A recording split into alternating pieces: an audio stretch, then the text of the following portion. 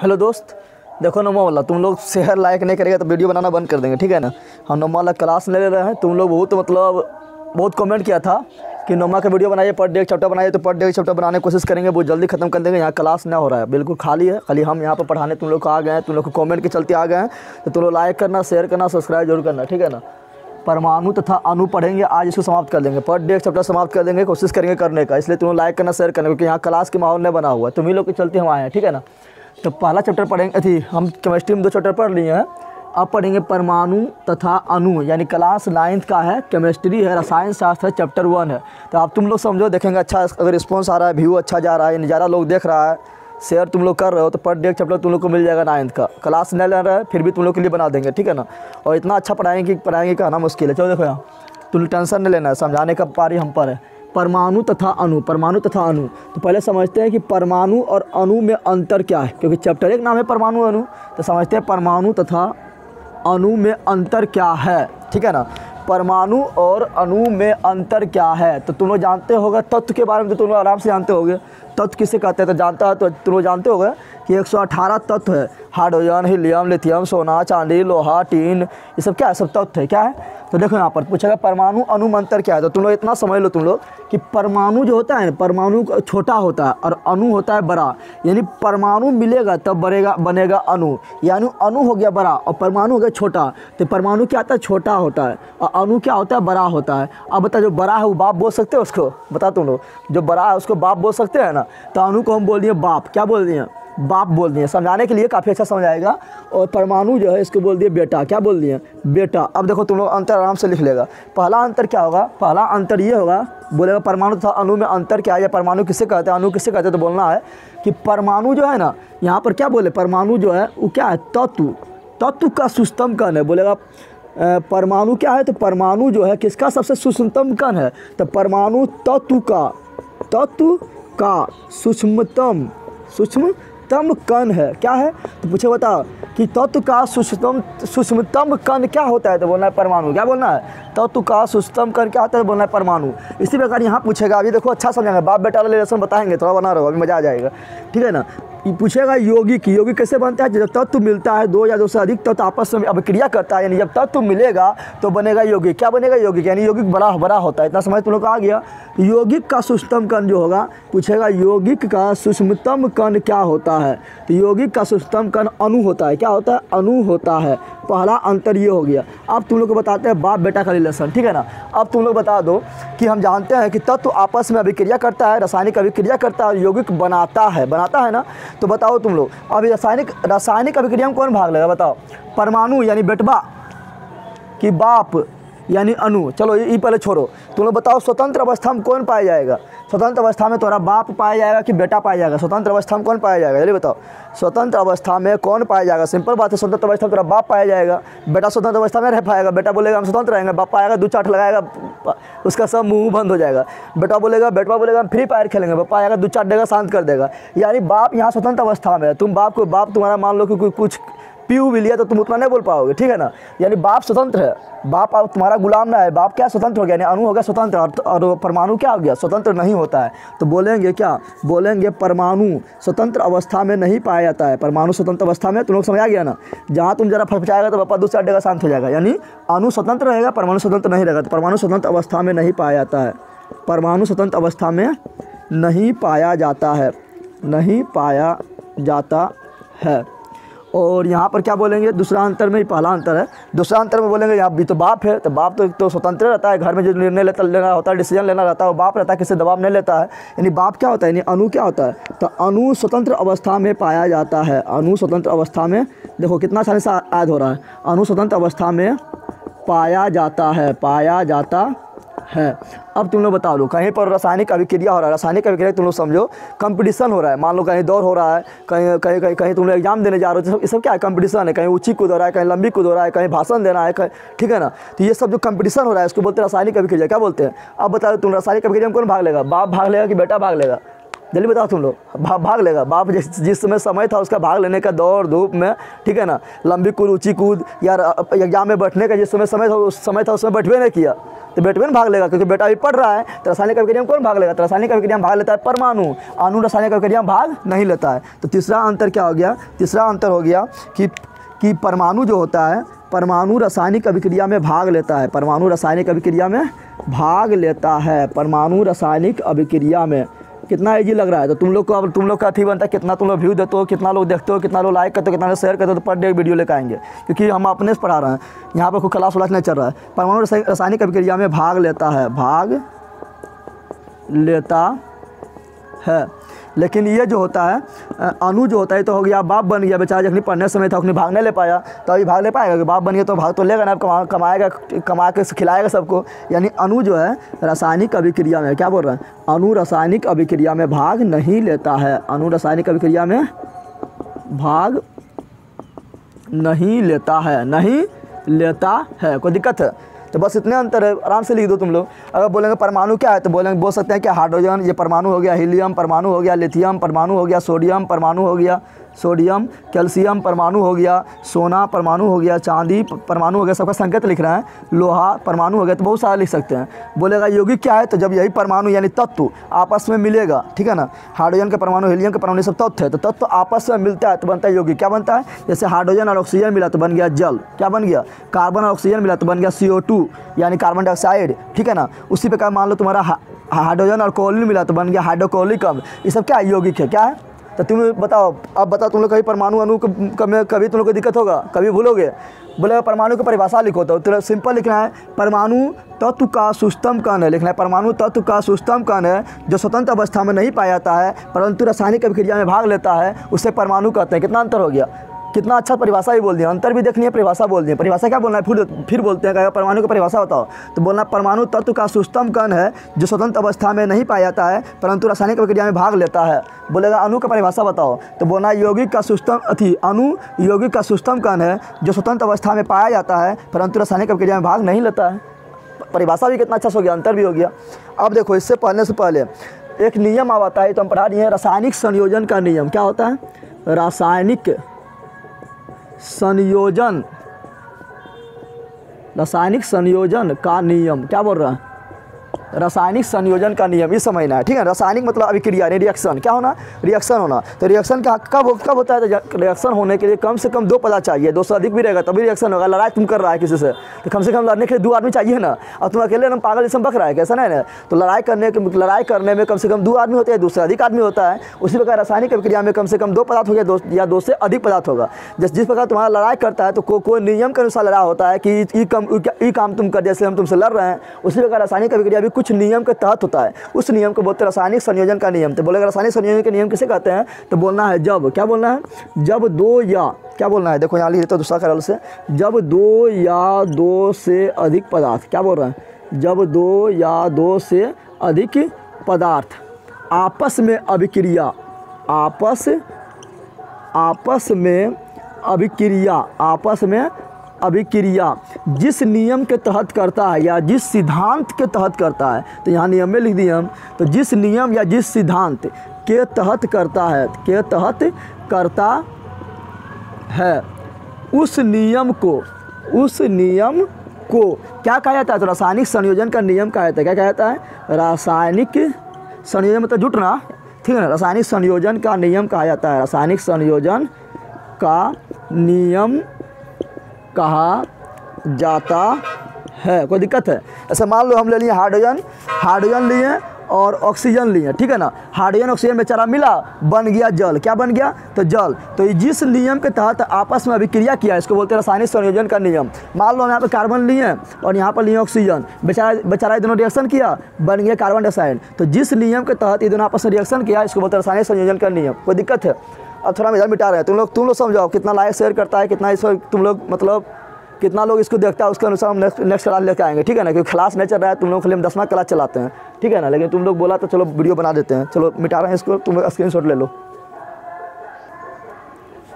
तुम लोग टेंशन नहीं लेना है। 9th में अगर तुम लोग को अच्छा रिस्पॉन्स रहा है वीडियो पर, तो 9th का हम पूरा फिजिक्स, केमिस्ट्री, बायोलॉजी, ठीक है ना। फिर सोशल साइंस यानी SST में ज्योग्राफी, पॉलिटिकल साइंस, इकोनॉमिक्स सभी पढ़ाएंगे, और इंग्लिश ग्रामर तो पढ़ा ही रहे हैं, तुम लोग जानवे करता है, तो सब सभी पढ़ाएंगे, तुम लोग टेंशन नहीं लेना है, इतना अच्छा पढ़ाएंगे, कुछ करने का है, ठीक है ना। चलो अब पढ़ते हैं रासायनिक संयोजन का नियम कितने प्रकार का होता है। तो देखो हम क्या बता रहे हैं, रासायनिक, क्या बोल रहे हैं, रासायनिक संयोजन, रासायनिक संयोजन पढ़ लिया ना। तो रासायनिक संयोजन के नियम का प्रकार, रासायनिक संयोजन के नियम का प्रकार। तो रासायनिक संयोजन के नियम का प्रकार देखते हैं। तो पहला प्रकार जो रासायनिक संयोजन का नियम है उसको देखते हैं। पहला है द्रव्यमान संरक्षण, द्रव्यमान संरक्षण के नियम। क्या है पहला? पहला है द्रव्यमान संरक्षण का नियम। दूसरा जो रासायनिक संयोजन के नियम में आता है उसको बोलते हैं क्या? तो उसको हम बोलते हैं अस्थिर अनुपात का नियम। क्या बोलते हैं? अस्थिर अनुपात। क्या बोलते हैं? अस्थिर अनुपात का नियम, ठीक है ना। और अगला जो होता है उसको बोलते हैं क्या? अस्थिर अनुपात हो गया ना। अगला जो है उसको बोलते हैं गुणित अनुपात का नियम। क्या बोलते हैं? अभी सब तुमको समझाएंगे, टेंशन नहीं लेना है। गुणित अनुपात का नियम। और अगला जो रासायनिक संयोजन का नियम है उसको बोलते हैं पारस्परिक। क्या बोलते हैं? पारस्परिक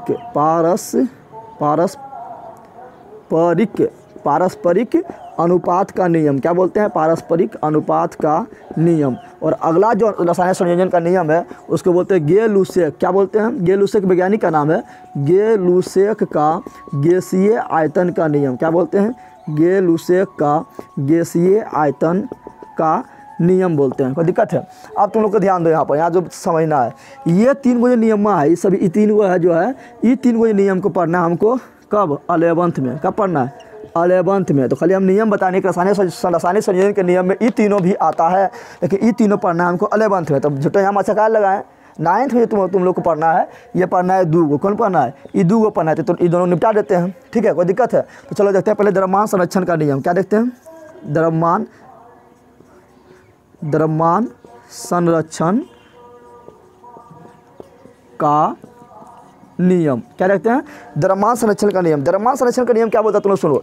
जब द्रव्यमान संरक्षण का नियम में बोला है कि जब ये 2 या 2 से अधिक पदार्थ आपस में अभिक्रिया करता है तो ना तो द्रव्यमान का नाश होता है, यानी द्रव्यमान नाश भी ना होता है, ना तो द्रव्यमान का उत्पन्न होता है, यानी द्रव्यमान न तो नाश होता है ना तो द्रव्यमान उत्पन्न होता है, ठीक है। जैसे तुम लोग पढ़ा होगा कि ऊर्जा का ना तो नाश होता है ना तो ऊर्जा उत्पन्न होता है, उसी प्रकार ना तो रासायनिक अभिक्रिया के फलस्वरूप ना तो द्रव्यमान का नाश होता है ना तो द्रव्यमान का उत्पन्न होता है। तो यही हो गया द्रव्यमान संरक्षण का नियम। तो क्या बोलना है? द्रव्यमान संरक्षण का नियम में सिंपल बोलना है कि रासायनिक अभिक्रिया के फलस्वरूप, क्या बोलना है? रासायनिक, क्या बोलना है? रासायनिक अभिक्रिया के फलस्वरूप, रासायनिक अभिक्रिया के फलस्वरूप ना तो द्रव्यमान का नाश होता है, यानी द्रव्यमान कमेगा भी नहीं, ना तो द्रव्यमान का नाश होता है, नो ही बढ़ेगा, यानी नो ही द्रव्यमान का उत्पन्न होता है, ठीक है ना। यही मेरा क्या है? द्रव्यमान संरक्षण का नियम। यानी द्रव्यमान न तो नाश होगा, यानी न तो घटेगा रासायनिक अभिक्रिया के फलस्वरूप, न तो नया पदार्थ बनेगा, यानी द्रव्यमान का न तो निर्माण होगा। यानी क्या होता है? दोनों जितना पहले था उतने बाद में है। देखिए यहाँ पर, जैसे मान लो कि यहाँ पर A + B अभिक्रिया किया है, ठीक है ना, और बना लिया है क्या? बना लिया है C + D बना लिया है, ठीक है। अब देखो यहाँ पर A को मान लो कि हम बोल दिए कितना ग्राम है? 5 ग्राम है, ठीक है ना। B को बोल दिए हैं 10 ग्राम है। कितना है? 10 ग्राम है, ठीक है। कितना बोल दिए? 10 ग्राम। तो यहाँ पर देख रहे हैं दोनों मिला के टोटल कितना होगा? तो हो गया मेरा 15 ग्राम। कितना हो गया? 15 ग्राम। तो जब इधर जो बना C और D बना, तो जब इसको भी जोड़ेंगे, इसका जितना द्रव्यमान होगा वो लिख देंगे, इसका जितना द्रव्यमान होगा ये लिख देंगे। तो दोनों के द्रव्यमान को जब जोड़ेंगे तो ये भी आएगा कितना? तो ये भी आएगा मेरा 15 ग्राम। यानी जितना पहले द्रव्यमान था रासायनिक अभिक्रिया के पहले जितना द्रव्यमान था उतने रासायनिक अभिक्रिया के बाद द्रव्यमान होगा। यानी द्रव्यमान का तो नाश होता है ना तो उत्पन्न होता है। समझ तो लोग आ गया। और ध्यान देना, जो भाग ले रहा है रासायनिक अभिक्रिया में भाग ले रहा है ना, और ये बन रहा है, तो जो भाग ले रहा है उसको बोलते हैं अभिकारक। क्या बोलते हैं? रासायनिक अभिक्रिया में जो भाग लेता है उसको बोलते हैं अभिकारक। और जो उत्पन्न हुआ, ये दोनों अभिक्रिया किया तो C और D बना, तो जो उत्पन्न हुआ उसको बोलते हैं उत्पाद। क्या बोलते हैं? उत्पाद। उत्पन्न होने वाला को उत्पाद या प्रतिफल, यानी जो फल प्राप्त हुआ उसको बोलते हैं प्रतिफल। तो इसी को बोलते हैं उत्पाद या प्रतिफल। जैसे मान लो कि यहाँ पर हाइड्रोजन है और यहाँ पर ऑक्सीजन है, ये दोनों की रिएक्शन करा दिए तो सब जानता है कि जल बनता है। जल का सूत्र क्या होता है? H2O होता है। तो हम जान गए क्या? ये मेरा जो भाग ले रहा है ये मेरा हो गया क्या? तो ये मेरा हो गया अभिकारक। क्या हो गया? तो रासायनिक अभिक्रिया में भाग लेने वाले पदार्थ को अभिकारक कारक कहते हैं, और जो उत्पन्न हुआ उसको बोलते हैं उत्पाद। क्या बोलते हैं? उत्पाद। उत्पाद बोले तो प्रतिफल, यानी जो फल प्राप्त हुआ उसको बोलते हैं प्रतिफल। अब तुम लोग ध्यान दो यहाँ पर तो देखेगा तुम लोग, जितना इधर पर हाइड्रोजन का द्रव्यमान कितना है? 2 है, तो यहाँ 2 लिख दिए। ऑक्सीजन का द्रव्यमान कितना था? 16। और 16 हाइड्रोजन का द्रव्यमान 1 होता है, लेकिन यहाँ पे 2 हाइड्रोजन है तो 2 हो गया, ठीक है ना। ऑक्सीजन का द्रव्यमान 16 होता है, लेकिन 2 ऑक्सीजन है तो 16 दूनी 32 हो जाएगा। इसको जोड़, 32 और 2 जोड़ कितना हो जाएगा? तो 32 2 जोड़ेंगे तो हो जाएगा मेरा 34। इतना होगा, देख लेना। 8 दूनी 16 और 2 34 ग्राम हो गया। अब यहाँ तुम लोग ध्यान दो, तो इधर भी 34 ग्राम होना चाहिए। तो उसके लिए क्या करना पड़ेगा? हमको संतुलित करना पड़ेगा। हम जानते हैं कि रासायनिक अभिक्रिया के फलस्वरूप ना तो कोई नया पदार्थ बनता है, ना तो कोई पदार्थ का नाश होता है। तो सिंपल बात है, यहाँ हाइड्रोजन 2 है तो यहाँ भी हाइड्रोजन 2 है, ठीक है। यहाँ ऑक्सीजन 2 है तो यहाँ पे ऑक्सीजन 1 है, दिक्कत हो गया। तो ऑक्सीजन को 2 करने के लिए यहाँ 2 कभी नहीं देते, आगे हमेशा 2 देते हैं। तो जैसे आगे 2 दिए तो ऑक्सीजन तो 2 हो गया, लेकिन पगल भाई हाइड्रोजन बिगड़ गया। हाइड्रोजन यहाँ पर 4 हो गया, हाइड्रोजन यहाँ पर 2 गए, ऑक्सीजन यहाँ 2 है, तो ऑक्सीजन यहाँ पर 2 हो गया, लेकिन पगलवा हाइड्रोजन बिगड़ गया। 2 दूनी 4 यहाँ हाइड्रोजन 2 तो इसको भी कर देंगे 4 तो कितना हो जाएगा? अब 4 हो गया ना। तो यहाँ पर हाइड्रोजन का परमाणु संख्या 1 होता है, लेकिन 2 दूनी 4 हाइड्रोजन हो गया, तो अब हाइड्रोजन का परमाणु संख्या कितना हो गया? 4। कितना हो गया? 4। यहाँ पे ऑक्सीजन का 16 होता है तो 2 ऑक्सीजन है, 16 दूनी 32। अब जोड़ेंगे कितना हो जाएगा? तो 36। कितना हो गया? इधर भी देखो 36 से पूरेगा। हाइड्रोजन का परमाणु संख्या कितना होता है? 1 के गो है तो 2 4 गो है, तो यहाँ पर हो जाएगा 4। ऑक्सीजन का कितना होता है? 16। ऑक्सीजन के गो है तो 2 है, नहीं 16 दूनी 32, जोड़ेंगे तो 36 ग्राम हो गया ना। तो इसी को बोलते हैं द्रव्यमान संरक्षण का नियम, यानी जितना पहले द्रव्यमान उतने बाद में द्रव्यमान। कोई दिक्कत है? अब थोड़ा आगे बढ़ते हैं, पढ़ते हैं हम स्थिर अनुपात का नियम। इसको जो द्रव्यमान संरक्षण का नियम जो दिया था, वो दिया था केमिस्ट्री का, जो यानी रसायन शास्त्र का जिसे हम पिता कहते हैं, उसका नाम है रेवाइजल। क्या नाम है? रेवाइजल, या इसी को बोलते हैं लेवाइजर। क्या बोलते हैं? रेवाइजर। रसायन शास्त्र के पिता यानी जनक कहा जाता है। और स्थिर अनुपात का जो नियम दिया था, ये दिया था प्राउस्ट। कौन दिया था? Joseph Proust. कौन दिया था? Joseph Proust. लिख देते हैं जोसेफ प्राउस्ट, जिसने ऑक्सीजन का खोज किया था। जोसेफ प्राउस्ट जो ऑक्सीजन का भी खोज किया था। और ये गुणित अनुपात का जो नियम दिया था डाल्टन। तो ये सब तो पढ़ना ना है तो कोई दिक्कत ना, आगे पढ़ते हैं। तो अगला नियम द्रव्यमान संरक्षण के अनुपात के नियम के बाद अगला नियम क्या है? तो अगला नियम है मेरा अस्थिर अनुपात का नियम। क्या है? अस्थिर अनुपात का नियम, जो हमको क्लास 9th में पढ़ना है। तो अस्थिर अनुपात का नियम पढ़ते हैं। अस्थिर अनुपात का नियम, अस्थिर अनुपात का नियम। इस नियम को कौन दिया था? इस नियम को दिया था जोसेफ प्राउस्ट। कौन दिया था? जोसेफ प्राउस्ट ने दिया था, जो ऑक्सीजन का खोज किया था, ठीक है। अब देखो यहाँ पर अस्थिर अनुपात का नियम क्या बोलता है, देखो हम समझो अच्छा से, तुम लोग को अच्छा समझ आएगा, ठीक है ना। इसमें बोलता है कि यौगिक, चाहे कोई भी यौगिक हो, ठीक है ना, तो यौगिक किससे बनता है? तत्व से बनता है। जब 2 या 2 से अधिक तत्व आपस में रिएक्शन करता है, जब 2 या 2 से अधिक तत्व आपस में रिएक्शन करता है तो क्या बनता है? यौगिक। क्या बनता है? यौगिक बनता है। तो बोल रहा है कि कोई भी यौगिक को तुम ले लो, ठीक है ना, तो यौगिक में उपस्थित तत्व, यौगिक में उपस्थित तत्व जो होता है, भार के विचार से, भार बोले तो द्रव्यमान, यानी भार के विचार से एक निश्चित अनुपात में होता है। चाहे वह यौगिक जो है कहीं से भी प्राप्त करो, नहीं किसी भी स्रोत से प्राप्त करो, ठीक है ना। जैसा आप तुम लोग को समझ आएगा अच्छा से, पहले हम लिख देते हैं। तो इसमें बोलता है क्या? इस नियम के अनुसार, इस नियम के अनुसार, तो इस नियम के अनुसार क्या होगा, पहले हम लिख देते हैं, उसके बाद समझाएंगे, अच्छा समझ आएगा। इस नियम के अनुसार, इस नियम के अनुसार, ठीक है ना, इस नियम के अनुसार यौगिक में उपस्थित, क्या बोल रहे हैं? यौगिक किससे बनता है? तत्व से बनता है। तो यौगिक में उपस्थित तत्व, यौगिक में उपस्थित तत्व का भार एक निश्चित अनुपात में होता है। क्या होता है? यौगिक में जो तत्व है उसका अनुपात एक निश्चित होता है। तो इस नियम के अनुसार यौगिक में उपस्थित तत्व का भार एक निश्चित अनुपात में होता है, एक निश्चित अनुपात में होता है। चाहे वह तत्व किसी भी स्रोत से प्राप्त किया गया हो, किसी भी स्रोत से प्राप्त किया गया हो। अब तुम लोग को समझना आया हो तो हम समझाते हैं, ठीक है ना।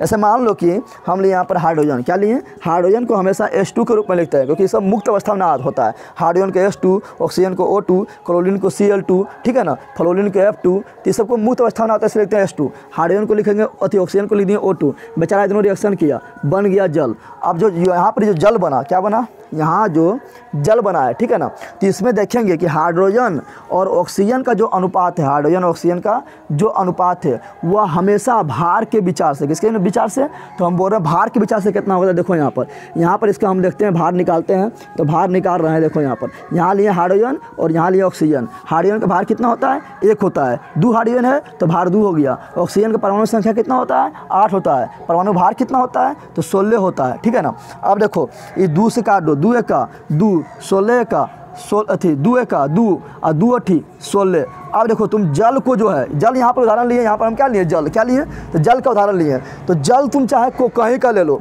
कुआं के ले लो, पोखर का ले लो, नदी का ले लो, तालाब का ले लो, ठीक है ना। क्या बोलता है, हिमालय पर्वत पर जाके ले लो, या अपना टॉयलेट वाला ले लो, या अपना जो मुंह से वोमिटिंग किया उसका जल ले लो, ठीक है ना। अपना तुम पसीना वाला ले लो, किसी का भी जल लो, नदी का ले लो, नाला के ले लो, किसी का भी जल ले लो, ठीक है ना। तो कोई भी जल है, ठीक है, चाहे फिल्टर वाटर हो, कोई भी जल है, ठीक है ना। तो जल में हमेशा देखेगा कि कोई भी जल हो, चाहे कहीं से प्राप्त करें, किसी भी स्रोत से प्राप्त करें, ठीक है ना, उसमें हमेशा हाइड्रोजन और ऑक्सीजन के अनुपात भार के विचार से, किसके विचार से, तो भार के विचार से, द्रव्यमान के विचार से उसमें हमेशा अनुपात 1:8 होगा। समझ तुम लोग आया। इसी को बोलते हैं अस्थिर अनुपात का नियम, यानी अस्थिर अनुपात का नियम यानी अनुपात हमेशा अस्थिर रहेगा, अनुपात हमेशा अस्थिर रहेगा, चाहे उस यौगिक को किसी भी स्रोत से प्राप्त कर लें। समझ तो लोग आ गया, समझ आता होगा, ठीक है ना। उसी प्रकार मान लो हम ले लिए यहाँ CO2, क्या लिए, CO2। तो CO2 लेंगे तो CO2 देख रहे हैं कि बना है कार्बन और ऑक्सीजन से बना है, ठीक है। अब कार्बन को हम जानते हैं कि परमाणु संख्या 6 होता है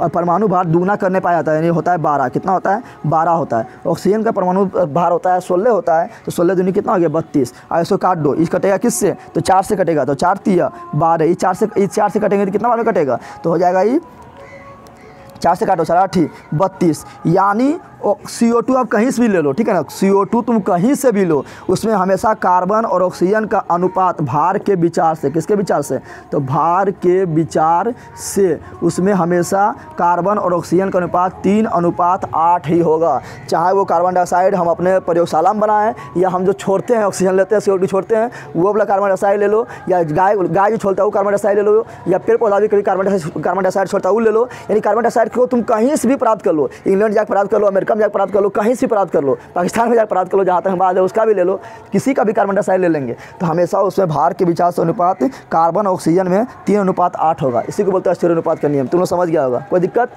चलिए बताओ कोई दिक्कत है।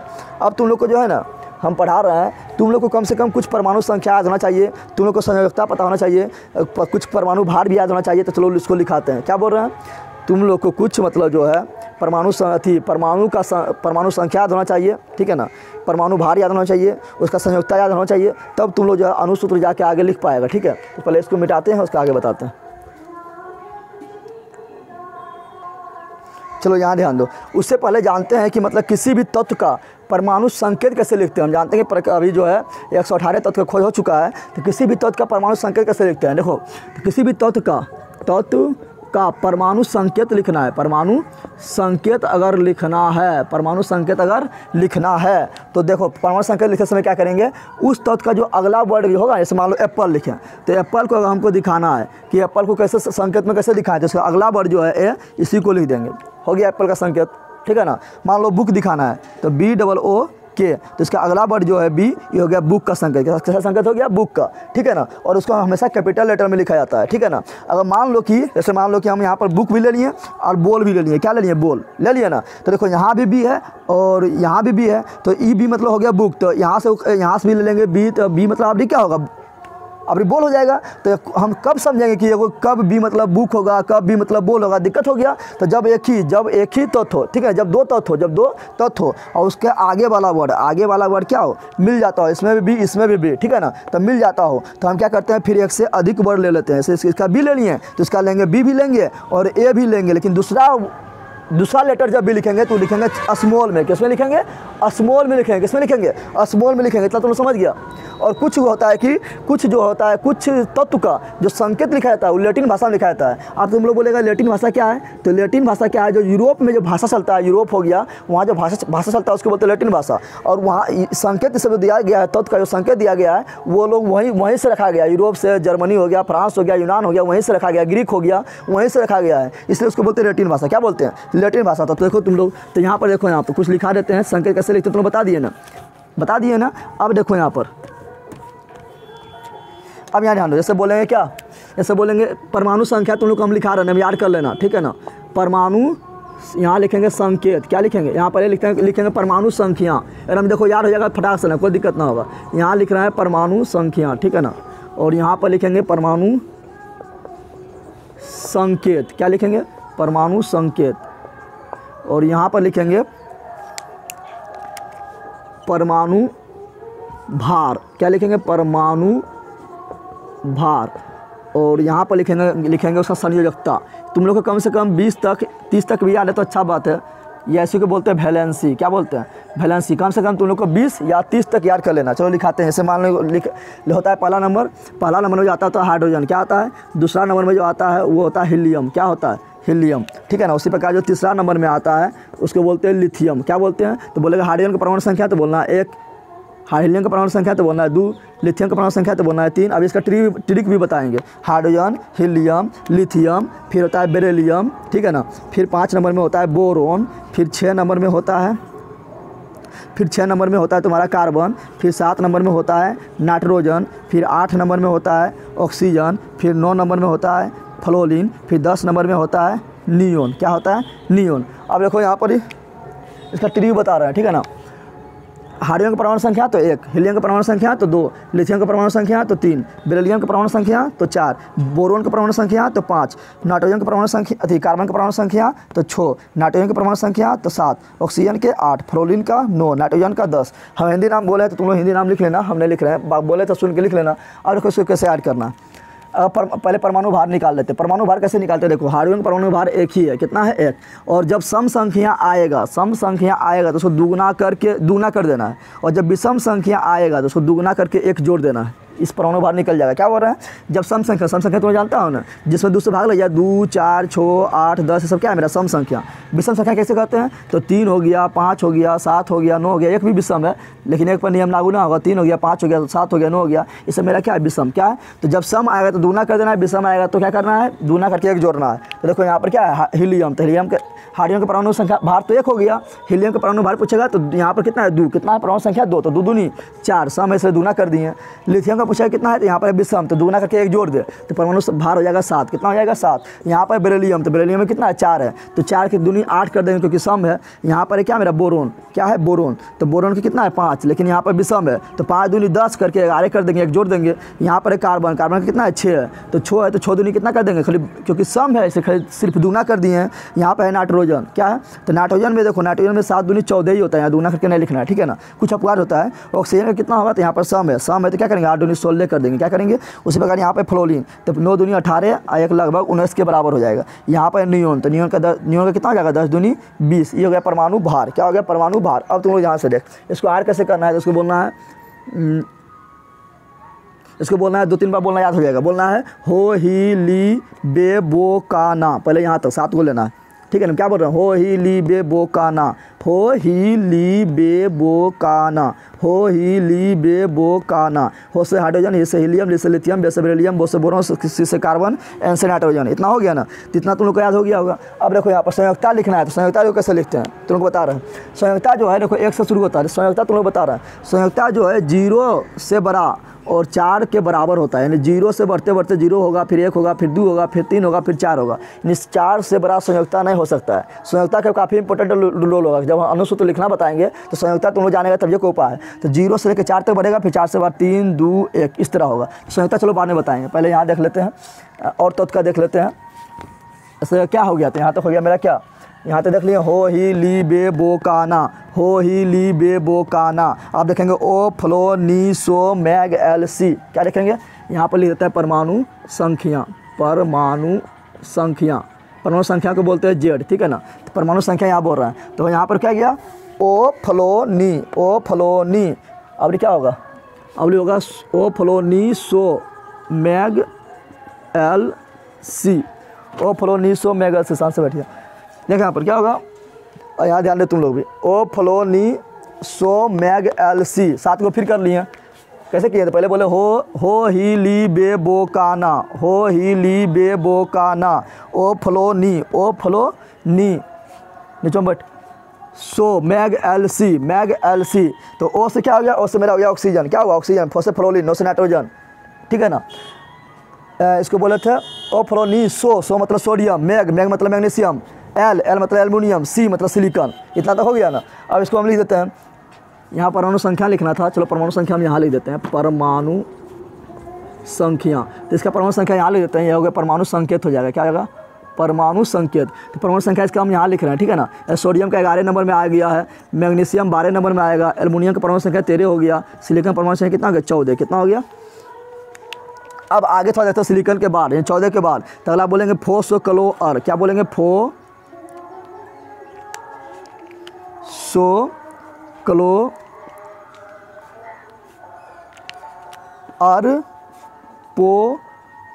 के अस्के। देखो 21 तक हो गया, इतने तक तुम याद रखो, कोई दिक्कत ना है। तो कैसा याद करना है, हो ही लीबे बोकाना, हो ही लीबे बोकाना, हो से हाइड्रोजन, ही से हीलियम, ली से लिथियम, बे से बेरिलियम, बो से बोरोन, सी से कार्बन, एन से नाइट्रोजन। फिर ओ फ्लो मैग एल सी, तो ओ से ऑक्सीजन, फो से फ्लोरीन, एन से नाइट्रोजन, सो से सोडियम, मैग से मैग्नीशियम, एल से एल्युमिनियम, सी से सिलिकॉन। फिर फोस्क्लोर पो के अस्के, फोस्क्लोर पो के अस्के। तो फो मतलब फास्फोरस, सो मतलब सल्फर, क्ले मतलब क्लोरीन, आर मतलब आर्गन, पो मतलब पोटेशियम, के मतलब कैल्शियम, अस्के मतलब अस्केडियम। 21 तक हो गया। तो 7 के 3 ग्रुप बना दिए हैं, 7 करके हम 3 ग्रुप बना दिए हैं। तो फास्फोरस का परमाणु संख्या कितना हो जाएगा, फास्फोरस का परमाणु संख्या होगा 15, कितना होगा। उसी प्रकार सल्फर का कितना होगा, सल्फर का होगा 16, क्लोरीन का कितना होगा, क्लोरीन का परमाणु संख्या 17 हो जाएगा, आर्गन का कितना होगा, आर्गन का 18 होगा, पोटेशियम कितना होगा, पोटेशियम का 19 होगा, कैल्शियम कितना होगा, कैल्शियम का परमाणु संख्या 20 होगा, और अस्केडियम का कितना होगा, अस्केडियम का होगा 21। तो 20 तक तुम लोग को कम से कम याद रहना चाहिए कंटेस्ट। अब देखिए यहाँ परमाणु भार देखते हैं, क्या रहते हैं परमाणु भार। तो यहाँ पर क्या है, यहाँ पर सोडियम, तो देखो विषम संख्या है तो दुगुना करके 1 जोड़ दे, यानी हो जाएगा परमाणु भार कितना हो जाएगा, परमाणु भार हो जाएगा, परमाणु भार को बोलते हैं ए, क्या बोलते हैं ए बोलते हैं, ठीक है, संकेत में ए बोलते हैं, जिसका हो जाएगा परमाणु भार हो जाएगा 23, यानी दुगुना करके 1 जोड़ दिए। यहाँ सम संख्या तो सिर्फ दुगुना कर देंगे, 12 दूनी 24, 12 दूनी अरे बंदर यहाँ पढ़ लेंगे। फिर यहाँ पर है क्या एल्युमिनियम, क्या है एल्युमिनियम, तो एल्युमिनियम क्या होगा, तो यहाँ विषम संख्या है तो दूना करके 1 जोड़ना है, 13 दूनी 26 और 1 27। यहाँ पर सम संख्या तो 14 दूनी 28, यहाँ पर विषम संख्या तो 15 दूनी 30 और 1 31, यहाँ पर 16 सम संख्या 16 दूनी 32। यहाँ पर है क्लोरीन, तो क्लोरीन कितना होगा, तो 17 दूनी 34 और 1 जोड़ देते हो जाएगा 35, क्या आएगा 35, लेकिन इसको सारा 35.5 होता है, ठीक है ना, 35.5 लिख दिए।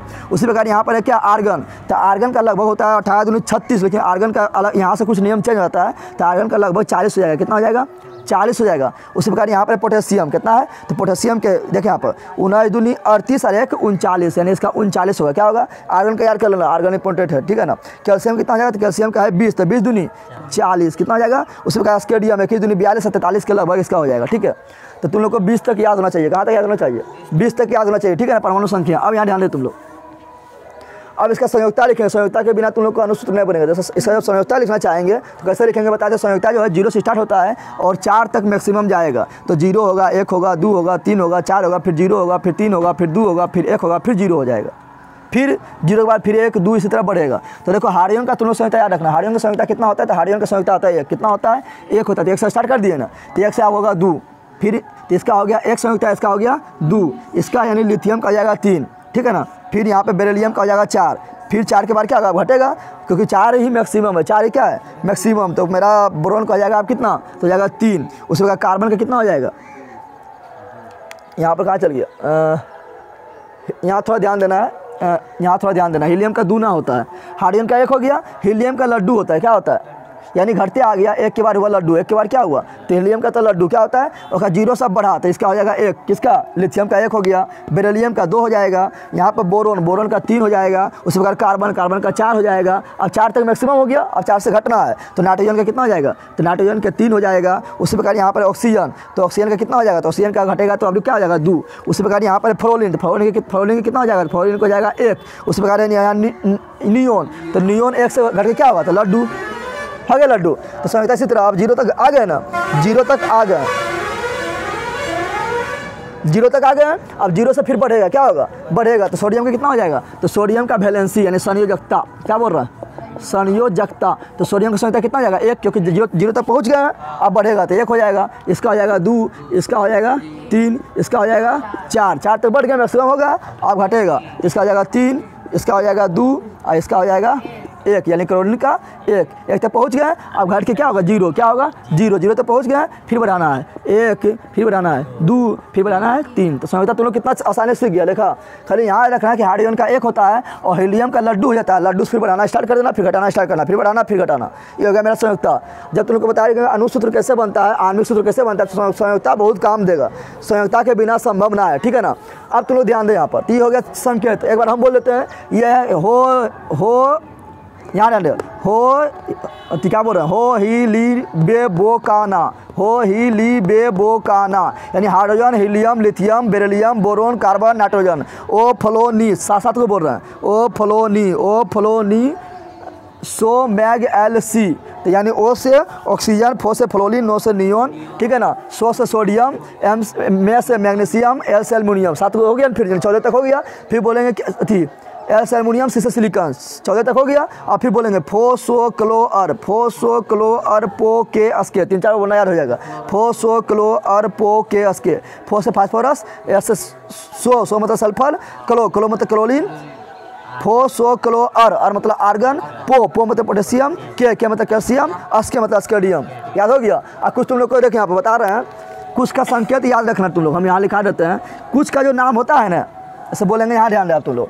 यहाँ पर हाइड्रोजन, यहाँ पर देखिए, यहाँ पर हाइड्रोजन को लिखते हैं HYDROGEN। तो हाइड्रोजन का संकेत क्या हो गया, H। क्या हो गया, अभी हम तुम लोग को बताए थे कि जब आगे वाला 2 मिल जाए, हीलियम को क्या लिखेंगे, HELIUM लिखेंगे ना। तो इसमें भी H है, अब इसमें भी H है, तो लड़ा दोनों हो गया। ये बोलेगा H हम रखेंगे, ये बोलेगा H हम रखेंगे, तो लड़ा हो गया ना। तो हाइड्रोजन को दे दिए H, हाइड्रोजन को क्या दे दिए। तो जब आगे वाला 2 मैच कर जाए, तो जो दूसरा का जो लेंगे, दूसरा का जो संकेत लिखेंगे, उसमें H भी लिख देंगे और एगो और ले लेंगे, क्योंकि H मतलब तो हाइड्रोजन हो गया ना। तो इसका H भी ले लिए और एगो और लेंगे, लेकिन जब दूसरा लेंगे तो उसको हमेशा स्मॉल में लिखेंगे। क्या लिखेंगे, स्मॉल में। कैसे लिखेंगे, स्मॉल में लिखेंगे। उसी प्रकार देखिए यहाँ पर क्या है, लिथियम क्या है, तो लिथियम में भी लिए एल आज, दूसरा क्या है, स्मॉल, क्या है स्मॉल। उसी प्रकार यहाँ बेरिलियम, तो बेरिलियम से देखिए बी से बोरोन हो गया ना। बोरोन का खोज पहले हुआ था, बेरिलियम के बाद में हुआ था। तो बी का ले लिए, बोरोन ले लिए, तो बोरोन ले लिए, तो यहाँ पे बी नहीं लेंगे आप, तो यहाँ पर लिए बी भी लिए और ई भी लिए। दूसरा वाला क्या लिया, स्मॉल, क्या लिए। उसी प्रकार यहाँ पर कार्बन है, क्या है कार्बन है, लेकिन होगा कोबाल्ट, क्या होगा कोबाल्ट। तो कोबाल्ट में भी आएगा COBALT, कोबाल्ट में भी आएगा COBALT, कोबाल्ट। अब बताओ यहाँ पर, यहाँ सी यहाँ पर भी है, कार्बन में भी सी है, तो दोनों जगह सी लिख देंगे तो गड़बड़ हो जाएगा। तो कोबाल्ट में क्या करेंगे, सी तो लिखवे करेंगे और दूसरा लेटर भी लेंगे, दूसरा लेटर लेंगे, लेकिन दूसरा लेटर लिखते समय क्या करेंगे, छोटकी लेंगे। क्या लेंगे, समझ तो आ गया। तो जब भी 2 लेटर का यूज करेंगे तो पहले वाला बड़की लेना है, दूसरा वाला क्या लेना है, छोटकी। क्या लेना है, छोटकी लेना है, ठीक है ना। तो इसी को बोलते हैं कोबाल्ट, क्या बोलते हैं। लेकिन अगर मान लो दोनों बड़की ले लिए, सी भी ले लिए बड़की और वो भी ले लिए बड़की, तब ये अब तत्व ना है, ये बन गया क्या, तो ये बन गया तुम्हारा यौगिक। क्या बन गया, यौगिक बना, यानी कार्बन और ऑक्सीजन मिल के बन गया है। ये हो गया आप क्या, कार्बन मोनोऑक्साइड। समझ तो लोग आया। तो हमेशा पहले बड़ा उसके बाद छोटा, समझ तो लोग आ गया ना। आप तुम लोग को कुछ लिखाते लेटिन नाम याद कर लेना, ठीक है ना। कुछ लेटिन नाम पर जो नाम पड़ गया है, ऐसे यहाँ बोल रहे हैं हम सोडियम, लेकिन लिखे है N। सोडियम का तो हमको S लिखना चाहिए ना, लेकिन ऐसा नहीं लिखा है, यहाँ ले दिए N है। क्या ले दिए, उसी प्रकार बोल रहे हैं यहाँ पर क्या, हम बोल रहे हैं पोटेशियम, तो पोटेशियम को P लिखना चाहिए।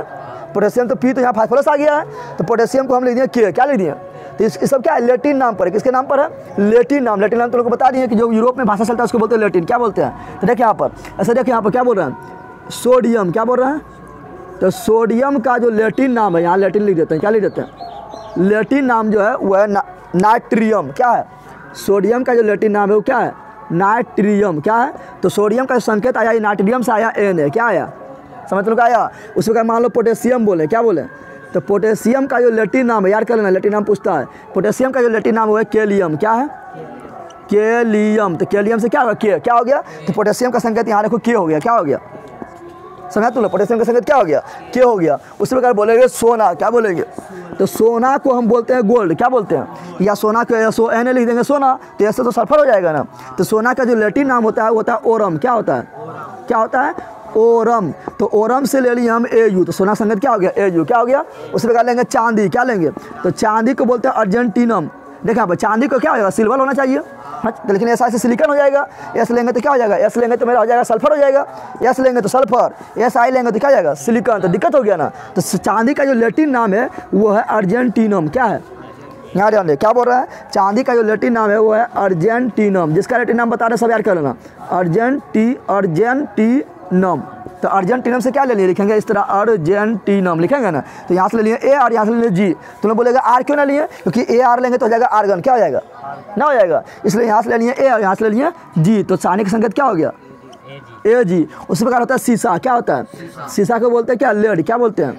लेड बोलते हैं। तो एल ही लेंगे तो लिथियम हो जाएगा, एल आई से लिथियम हो जाएगा ना।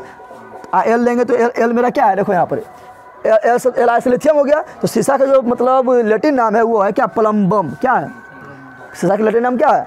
प्लम्बम है। क्या है? तो उसके हिंदी में लिख देते हैं, तुम लोग को पढ़ने में आसानी हो। प्लम्बम क्या है? प्लम्बम। तो प्लम्बम से क्या लिया, देखा यहाँ प्लम, क्या बोला है? प्लम, और यहाँ बोल रहा है बम। तो यहाँ पी एल से तो प्लूटोनियम हो जाएगा। तो यहाँ से लिए प्लम से ले लिए पी और बम से ले लिए बी। तो हो गया शीशा का संकेत हो गया पी बी। क्या हो गया? P B. समझ तुम लोग आया? तो अगर शीशा को क्या होता है? टंगस्टन। क्या होता है? टंगस्टन। तो टंगस्टन को हम टी लिखना चाहिए, लेकिन टी नहीं लिखा है, इसका लैटिन नाम लिए। लैटिन नाम इसका होता है वाल फॉर्म। क्या होता है? क्या होता है? वाल फॉर्म होता है। तो वाल फॉर्म किससे स्टार्ट हो गया? डब्ल्यू से हो रहा है, और टंगस्टन का संकेत हो गया डब्ल्यू। समझ तुम लोग आया? ये सब कुछ मतलब जो है कुछ वर्ड डायरेक्ट हम लिखा दिए जो अपना लैटिन नाम से संकेत को दिखाता है। सोडियम का लैटिन नाम नाइट्रियम, तो उससे हो गया एन। पोटेशियम का लैटिन नाम तो केलियम, उससे हो गया के। सोना का लैटिन नाम तो ओरम, तो ओरम से हो गया एयू। चांदी का लैटिन नाम तो अर्जेंटिनम, अर्जेंटिनम से हो गया एजी। शीशा का लैटिन नाम तो प्लम्बम, प्लम्बम से हो गया पीबी। टंगस्टन का लैटिन नाम तो वोल्फ्राम, वोल्फ्राम से हो गया डब्ल्यू। उसी प्रकार बोलेंगे टीना लिखा है थे क्या? टीना नहीं लिखा है, तो टीना क्या बोल रहे हैं? तो टीना का जो लैटिन नाम होता है अस्टेबेनम। क्या होता है? यहाँ लिख देते हैं अस्टेबीनम,